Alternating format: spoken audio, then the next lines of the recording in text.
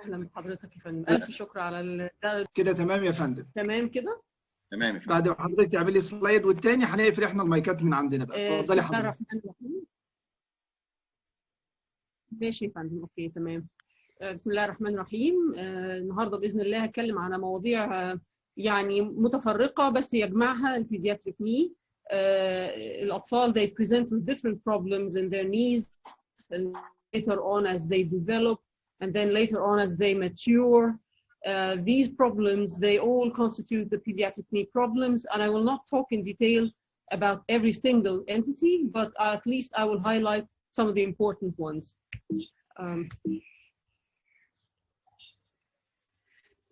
The items I'm talking about today are hyperextension deformity or congenital knee dislocation. Congenital dislocation of the patella, a rare problem, but it is present and needs a high index of suspicion to diagnose. Fixed knee flexion contractures we meet every day. Coronal plane deformities, overuse conditions, and I would recommend a few other topics for those who need to further read into the topics. Very important and need very specialized management. Let's start with congenital dislocation of the knee. It presents in 3 grades or 3 types or 3 stages or 3 modalities.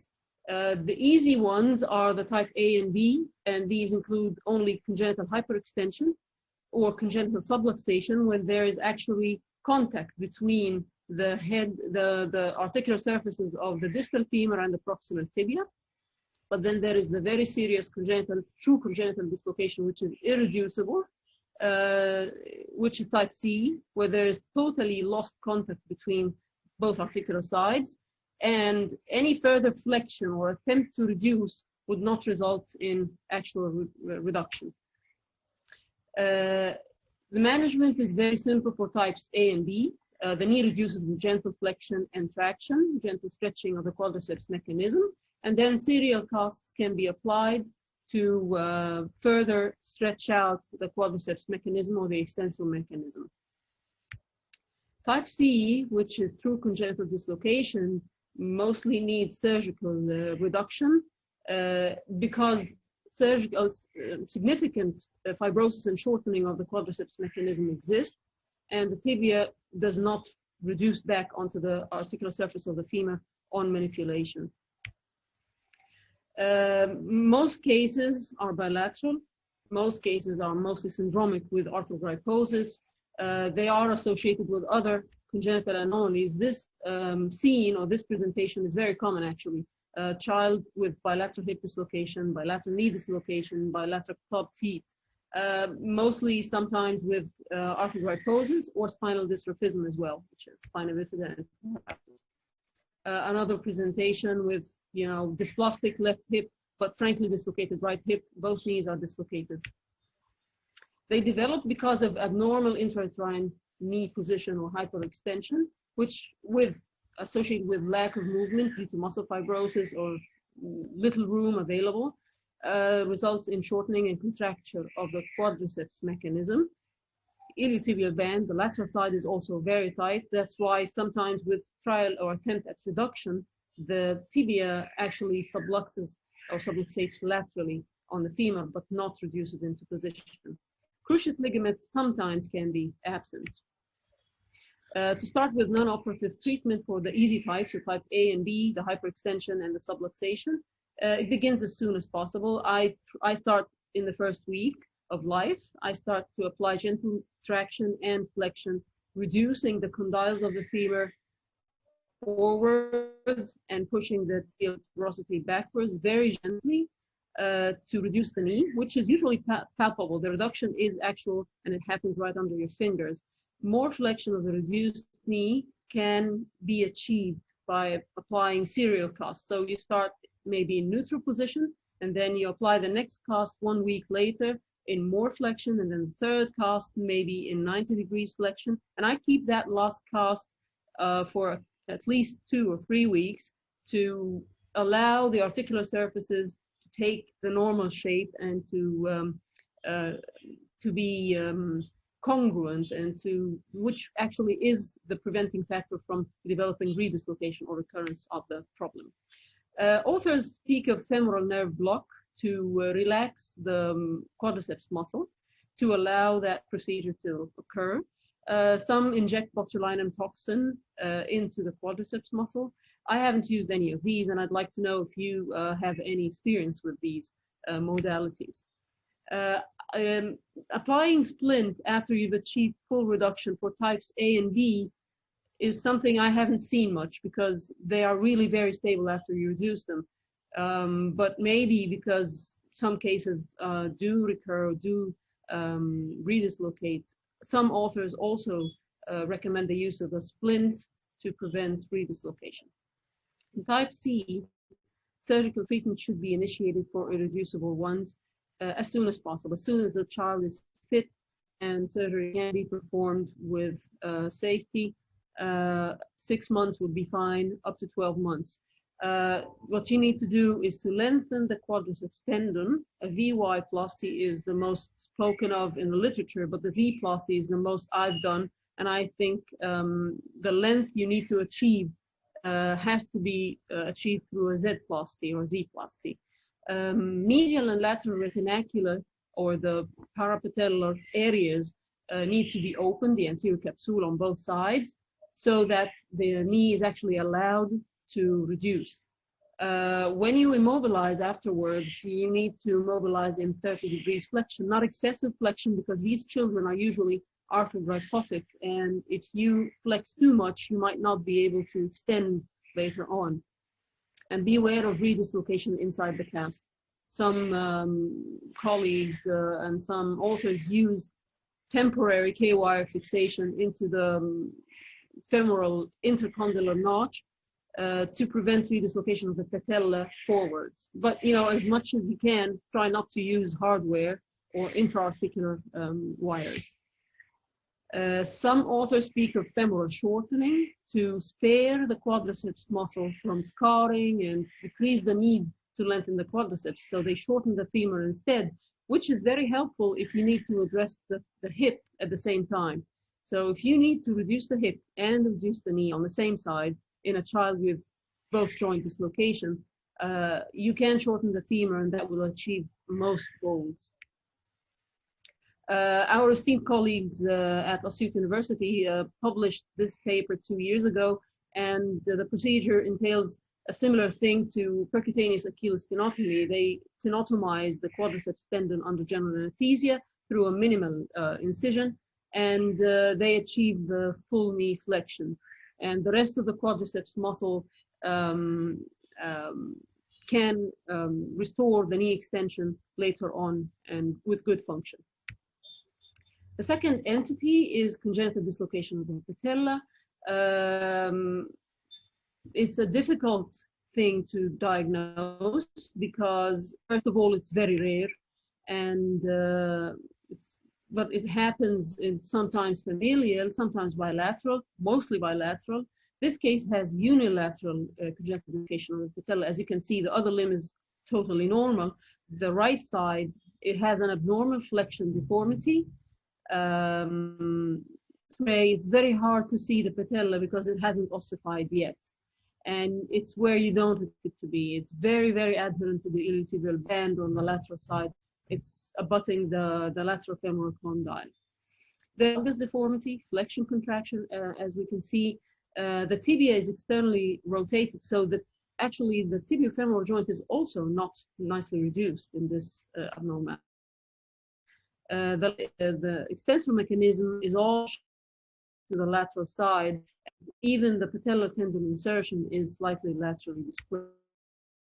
This can be difficult to interpret because the patella hasn't ossified until the age of 3, and if it's not in its normal place, it actually the ossification occurs.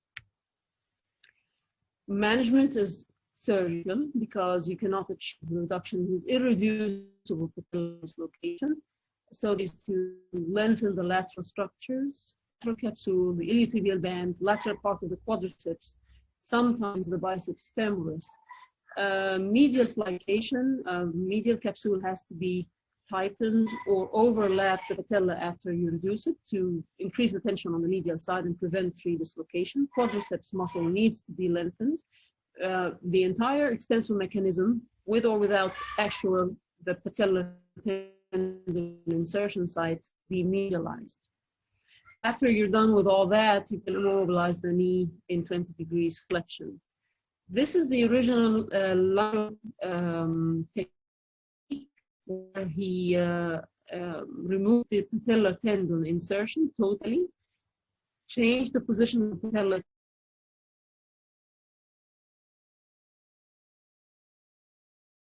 so he opens another hole inside, more anterior than lateral, and then reinserts the patellar tendon into a new side of the front of the tibia.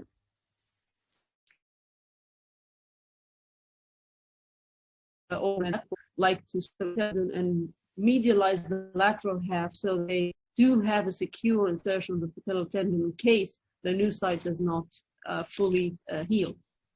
بعد إذن حضرتك دكتورة ناريمان آسف للمقاطعة لو حضرتك بس تعيدي آخر 30 ثانية بس لأن الصوت كان بيقطع فيهم. Okay. I was explaining the Langfield technique, the original technique, where he used to remove the whole extension mechanism, of course, lengthen the quadriceps tendon here proximally, but transfer the patella from its original lateral side to a more anterior position, and then reinsert the patellar tendon into a more medial position on the front of the tibia. Other authors, later authors like Dror Paley, they do not concur with moving the whole insertion side of the patellar tendon. So they split the patellar tendon in half longitudinally, and they medialize the lateral half so that they have a secure attachment or a secure footprint of the patellar tendon on the tibia in case the new insertion is not fully healed. Of course, with plication of the medial side, the medial capsule can overlap the patella and prevent further dislocation or redislocation. Of course, the complications in this case are, number one, the recurrence of the dislocation, sometimes extension lag, because you need to lengthen the quadriceps mechanism a lot to achieve reduction of the patella in these cases. And of course, correction of the valgus and the external rotation of the tibia in an acute manner can predispose to peroneal nerve palsy. This is the same girl I showed in the previous slides a few months after her surgery. And this is her with flexion just over 90 degrees, which is functional in her case. She had a fixed flexion deformity, now she does not. And generally she's happy and well satisfied. There's another type of dislocation of the patella which does not actually present at birth. It's habitual. It does relocate and dislocate again with flexion and extension. So in the extended position, the patella reduces, and with flexion, it pops out and moves to sit on the lateral condyle of the femur. It usually presents at the age of 5 to 10 years. The child has a normal range of motion. Usually, parents do not detect its congenital nature. They say the child fell or the child sustained an injury to the knee, and since then the patella has been popping in and out. It's just when they noticed it. Fixed knee flexion deformity is a very important entity in pediatric knee problems.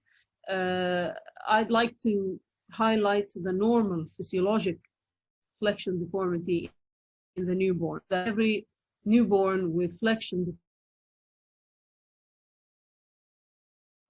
neonates of their intrauterine, they do sustain some flexion fracture of their knees and hips, which is a very normal function is full, and the further flexion is not disturbed.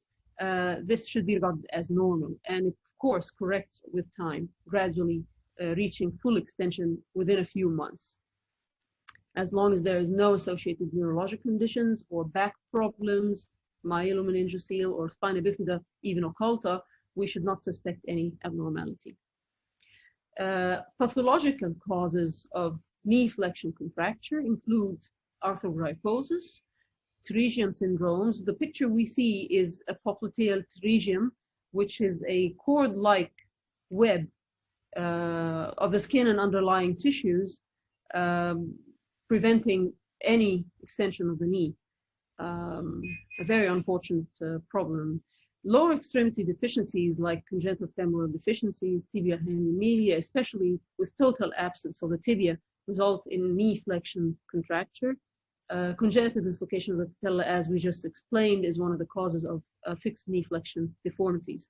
Sacral agenesis, myelodysplasias are all causes of paralytic types of knee flexion deformity. Skeletal dysplasias do present with knee flexion as well sometimes. What to do?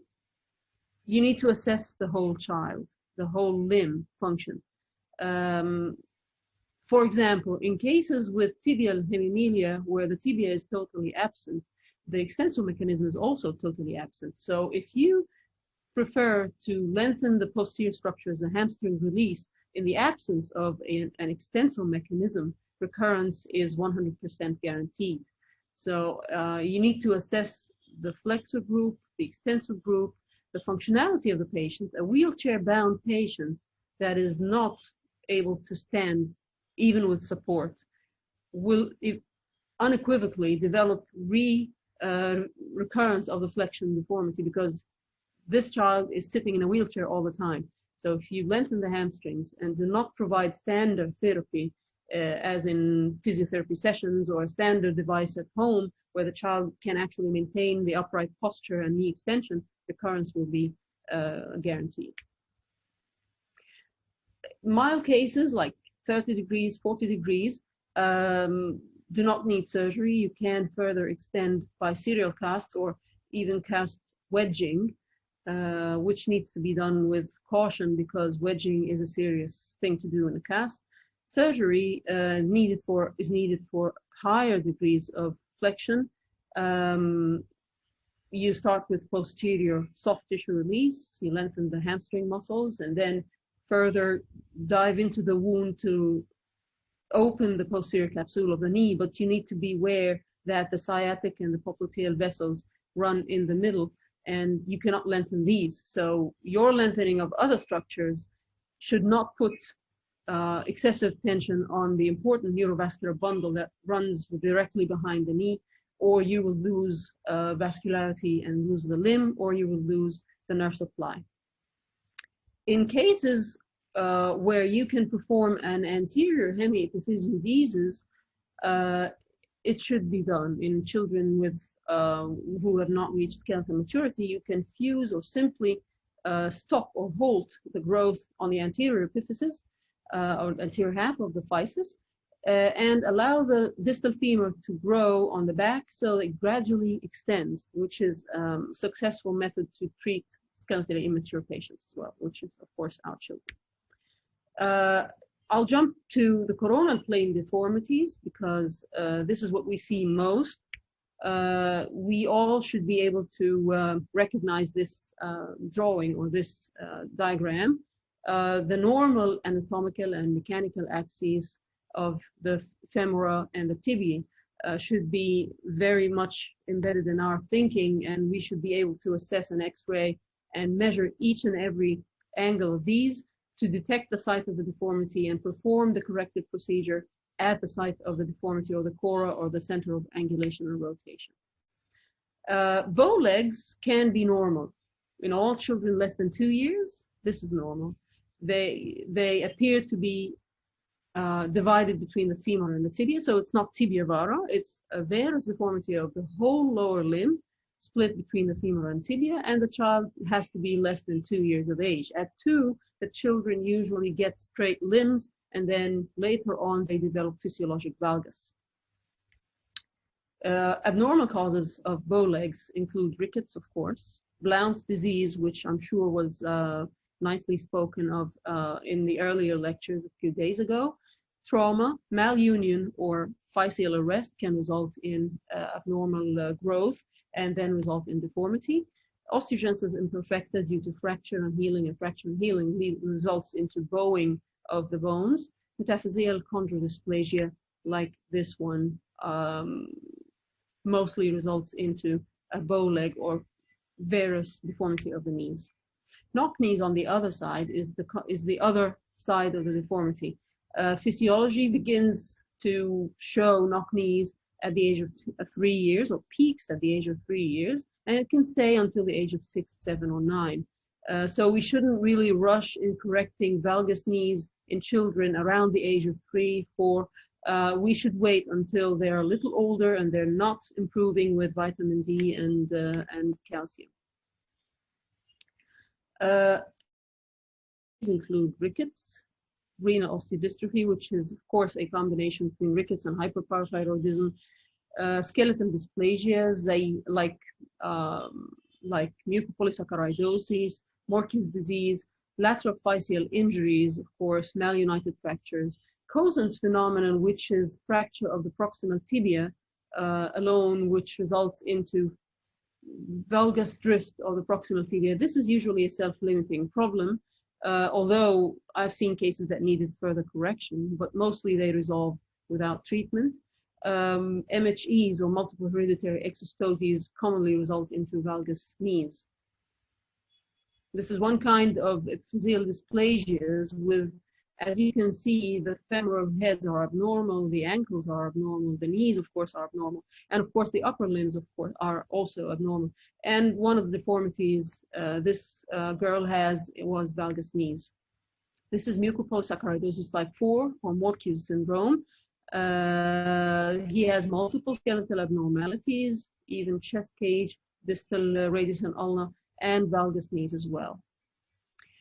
Rickets is a common thing we see, and to my surprise, Campbell, which is a major textbook in orthopedic surgery, has this x-ray in the middle to show for rickets. And they haven't seen our version of rickets, which is severe, long-standing lack of vitamin D, with all signs very, very well apparent in the x-ray, like fraying, increased height, widening, broadening, cupping of the physes, very, very characteristic and very recognizable. Rickets in adolescent girls is one thing we see a lot in our country. The physes are almost closing. The trioretic cartilage is fully closed, but the physes in the proximal femora and around the knee are trying to close, but they can't because there is no calcium deposition. The adolescent rickets can also result in later onset of deformities around the age of 12, 13 in girls. What to do? You treat the underlying cause. So do not be shaken by an appearance of severe bow legs in a child with advanced rickets. No, treat the cause and you might get full correction without the need to do any surgery. Like in this example, this is his active rickets x-ray, and this is 1 year after treatment with vitamin D and calcium. And of course, in other kinds of rickets, not the simple vitamin D deficient rickets, but other causes like phosphate diabetes, they need to be treated with phosphorus as well. And once these receive proper treatment, correction of the angular deformity can be achieved in most of the cases. This is another example of active rickets leading to valgus knees. When with good treatment, this is just 6 months later, and we see healing manifestations with still sclerosis around the physes. So the treatment is not over yet, but the child is getting better. Her axes are getting more and more aligned, and I'm sure further she might escape surgery and not need any. Some authors were speaking of bracing for valgus and varus knees. I'm not sure if this is really applicable. Growth modulation hemiepiphysis is now the treatment of choice in skeletally immature patients. You make use of the growth potential, and you stop growth on one side of the physis and allow it to grow on the other side. So gradual correction needs to be will happen. What you need to do to guarantee that this surgery you're doing is flexible, reversible.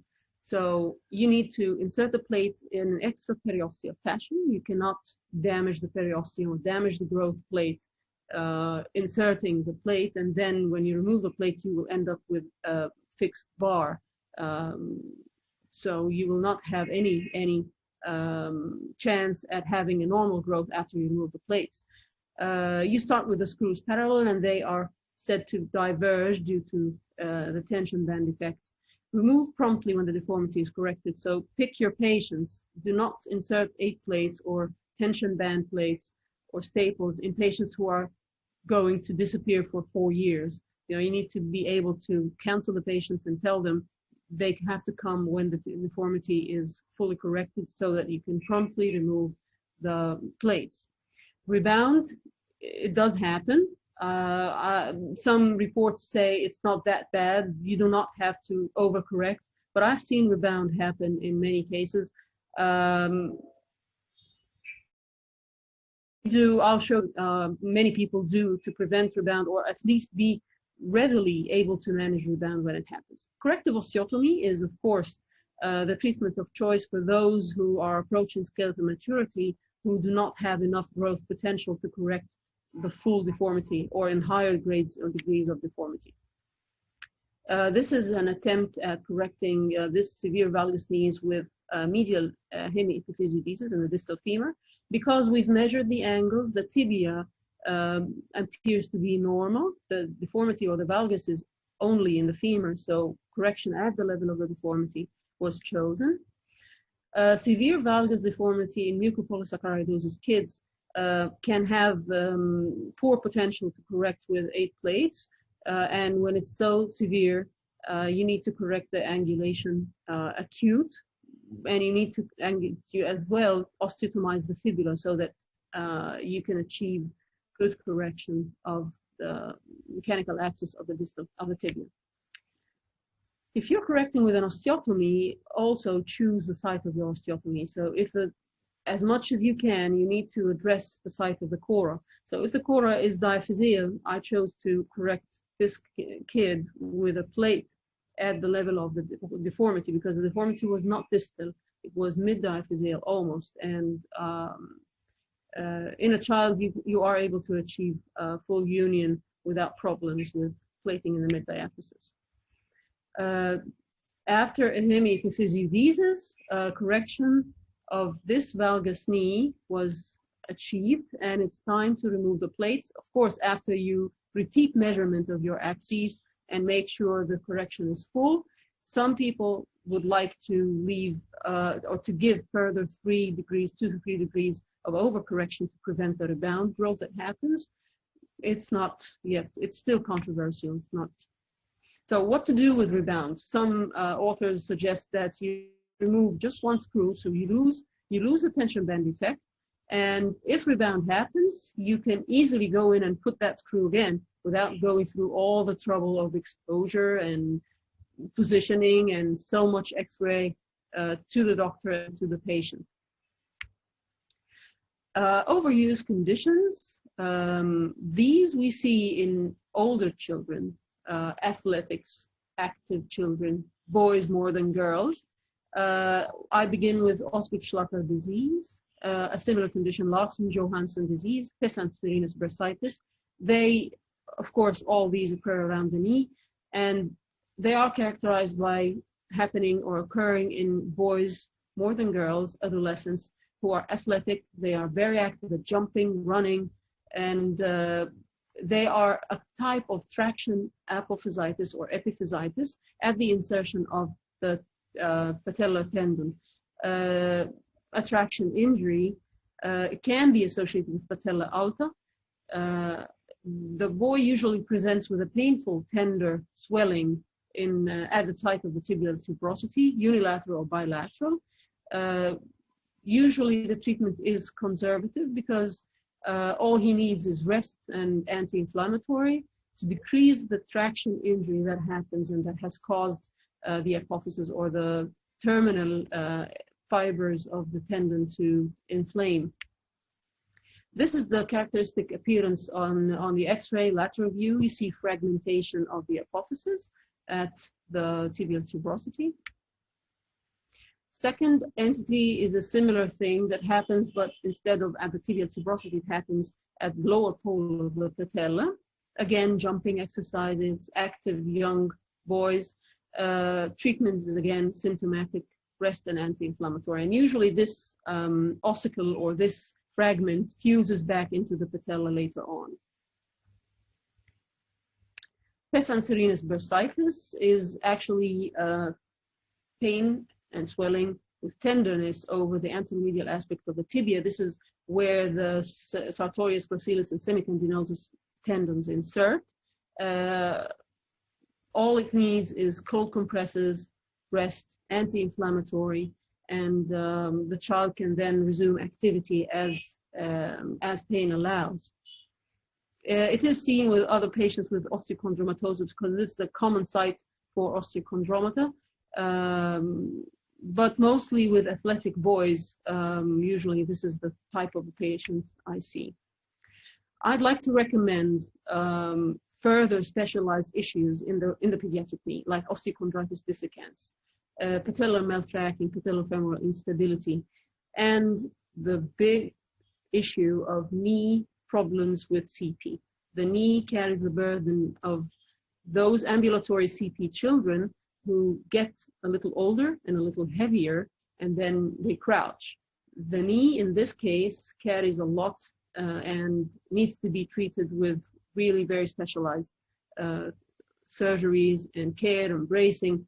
So I do recommend these further topics for everyone to read through because it's not very simple to lay here in front of you. It has to be very specialized, and you need to be able to assess the patient fully. So good knowledge of CP children has to be there when you are treating knee and CP kids, and of course sports medicine in patellar maltracking or osteochondritis dissecans.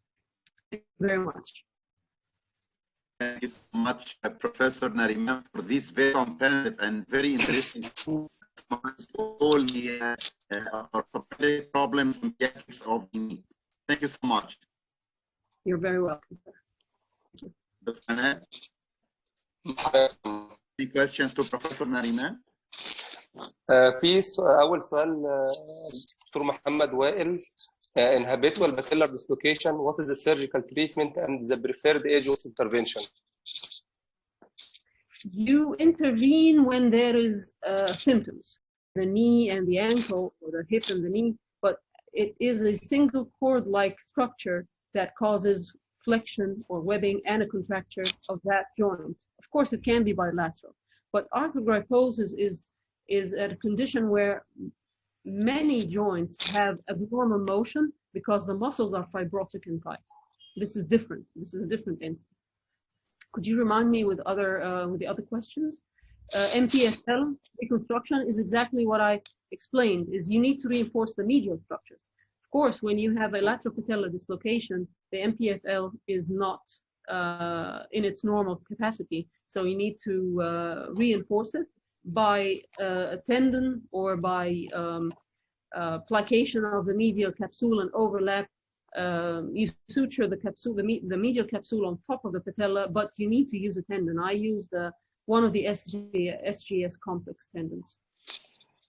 I'm sure I missed two questions in the middle. In severe Genoverum, yes. Oh, yes. If a child has a normal calcium profile, I'm not speaking about lab workout. I'm speaking about the x-rays.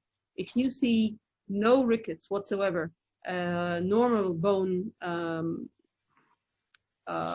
ossification at the physes, it can be a dysplasia. It can be dwarfism, can be achondroplasia.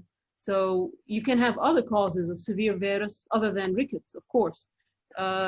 In that case, you do not expect improvement after the age of 3 because that should actually be the age of physiologic valgus.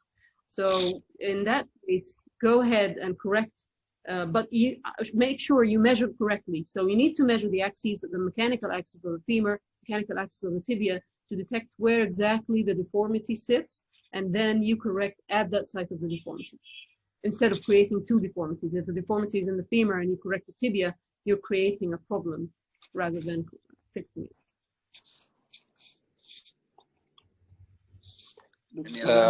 تمام.